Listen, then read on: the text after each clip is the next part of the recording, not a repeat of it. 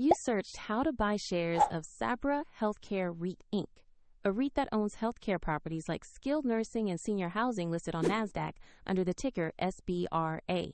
This video is educational only and does not provide financial advice. To buy shares, you need a brokerage account. We use eToro as an example to show the steps. After registering, you will need to verify your account with an identity document and add funds before buying. Use the platform search bar and type the ticker SBRA to locate the correct listing. Make sure you select the Sabra Healthcare REIT Inc. stock on NASDAQ. On the stock page, you will see basic company information and a price chart for SBRA. Confirm the company name and ticker to ensure it is the right asset. Click the Invest or Buy button, enter the amount you want to invest, then review order details and confirm the trade.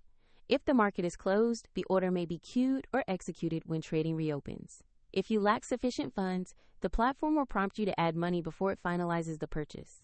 Your SBRA position will appear in your portfolio once the order is executed or confirmed. Check the description for the example eToro link if you want to follow the same steps.